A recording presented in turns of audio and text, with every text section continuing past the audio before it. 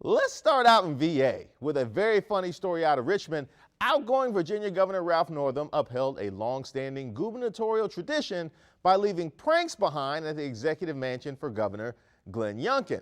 The pranks included a blue fleece vest similar to the red ones Youngkin wore on the campaign trail, embroidered with one of Northam's accomplishments on the front.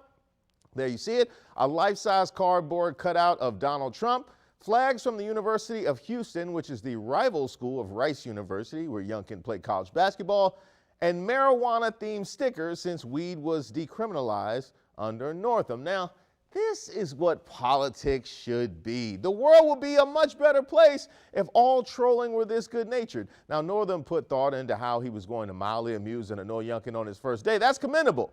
But there are two former governors who did it even better, though. Like in 2014, Bob McDonnell set an alarm clock to go off at 4 a.m. and also left a giant taxidermied bear in Terry McAuliffe's private bathroom. Impressive. In 2010, Tim Kaine hid cell phones in the mansion elevator shaft and periodically called them to annoy McDonnell.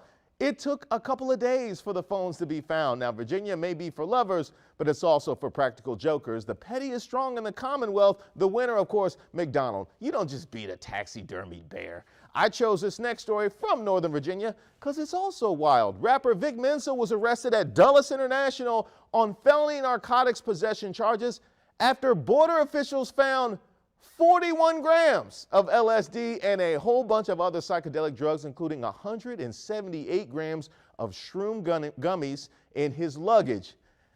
That's a lot of drugs. Yeah, that's a whole lot. That's enough for a whole Burning Man and Coachella. Somebody with the name Mensa can't be making mistakes like this. I'm sorry, bro. Mensa members know better than to smuggle drugs or to fly into Dulles. Now, I hope he finds a way to resolve this situation and gets the help he needs, because anybody with that many psychedelics is clearly trying to escape reality. He was about to spend a couple days on the couch chasing after pink hearts, yellow moons, orange stars, and green clovers with that little cereal leprechaun. Next, let's go out to Louisiana, where another example of the kind of politics I want to see. A U.S. Senate candidate named Gary Chambers unveiled a new ad where he's shown smoking weed on camera. Black people are 4 times more likely to be arrested for marijuana laws than white people. States waste $3.7 billion enforcing marijuana laws every year. Most of the people police are arresting aren't dealers, but rather people with small amounts of pot, just like me. I'm Gary Chambers, and I'm running for the U.S. Senate, and I approve this message. Well, look, the facts are the facts, but it's about to be worse now. They know another brother out here smoking weed. And I bet you do approve this message. I approve it too. This is a great commercial that makes a lot of very excellent points. And I'm sure Gary Chambers enjoyed taping it too. What was that you say? Another take? Don't mind if I do. What do you mean by take? What are we doing right now? Where am I? What's my name? I can't feel my feet. Now, I don't know what the rest of his platform is just yet, but I hope he wins, because that election after party is going to be lit. Literally. Let's head to Toronto for the last story. A video from a Toronto news station is making the rounds on social media thanks to an interview with a kid named Carter who is completely over having to shovel snow. A snow day turned into a work day for Carter Trizzolo. I really wish I was in school right now. Trizzolo was clearing snow around not just his house, but also doing it For my neighbors, friends, probably people I even don't know. I'm tired.